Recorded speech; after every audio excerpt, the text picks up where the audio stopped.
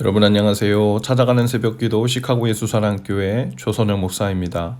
오늘도 변함없는 주님의 은혜와 평강이 저와 여러분의 삶의 종일 풍성하기를 기도합니다.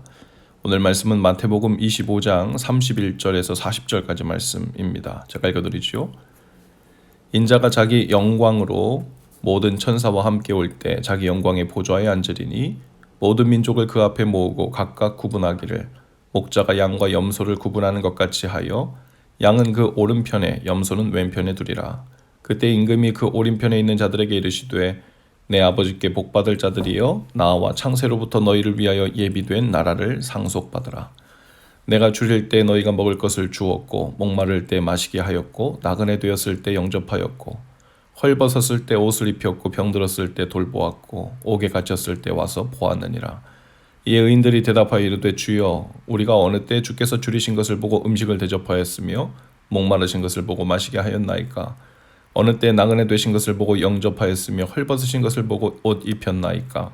어느 때 병드신 것이나 옥에 갇힌 것을 보고 가서 배웠나이까 하리니 임금이 대답하여 이르시되 내가 진실로 너에게 이르노니 너희가 여기 내 형제 중에 지극히 작은 자 하나에게 한 것이 곧 내게 한 것이라 하시고. 아멘. 예수님은 마지막 날 심판 때에 세상의 모든 사람들을 모아 심판하실 것이라고 하십니다. 마치 목자가 양과 염소를 구분하는 것 같이 하시겠다고 하세요.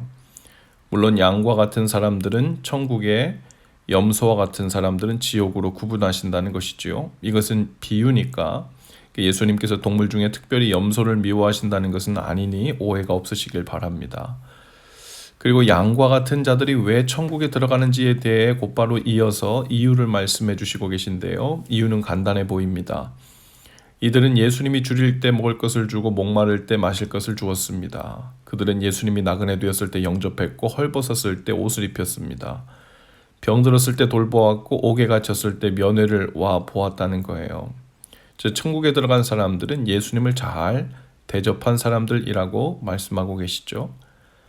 우린 여기서 조금 이상한 점을 발견해야 합니다.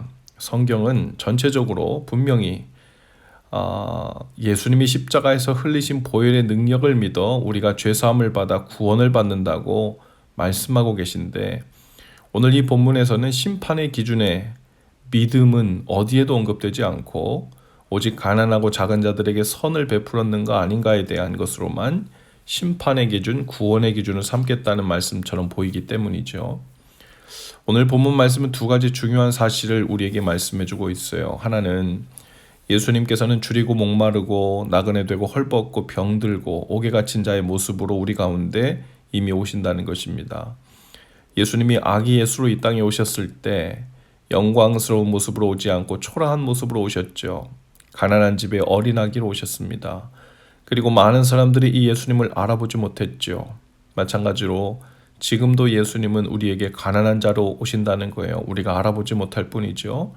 지극히 작은 자 하나에게 한 것이 내게 한 것이다. 지극히 작은 자 하나에게 하지 않은 것이 내게 하지 않은 것이다. 즉 우리가 살면서 만나게 되는 지극히 작은 자를 영접하는 방식이 바로 예수님을 영접하는 태도가 될 것이라고 말씀합니다.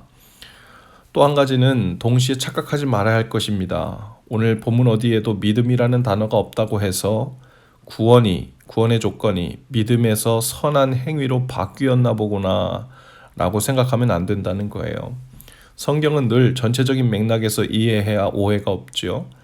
믿음으로 죄사함을 받고 구원받는다는 사실은 너무도 명백한 사실이에요.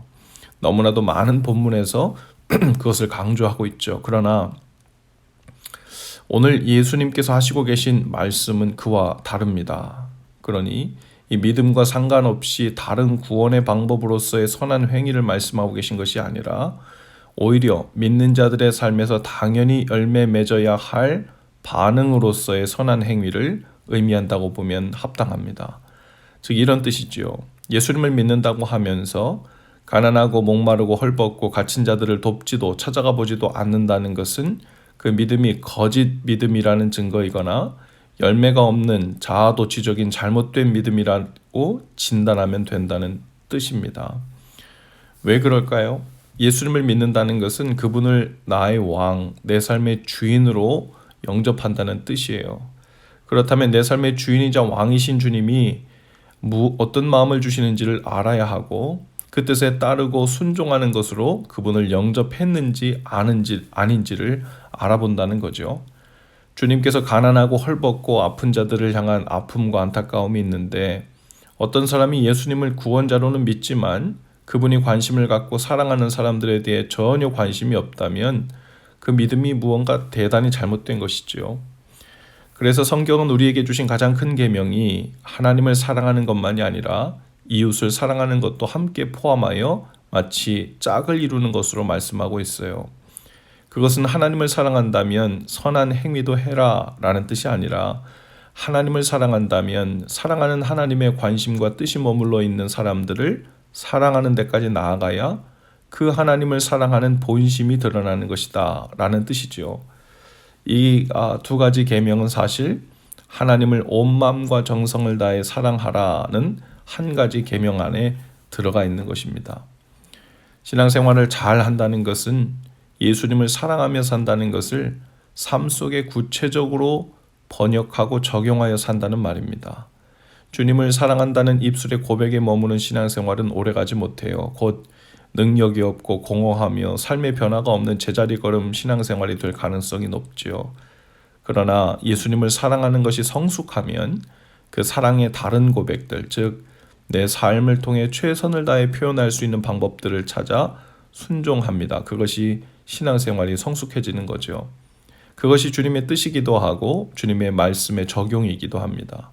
그러한 것들이 우리 삶에 점점 늘어나고 많아질수록 우리는 예수님을 사랑하며 동행하고 있다는 증거를 우리의 삶 전반적인 곳에서 많이 발견하게 됩니다.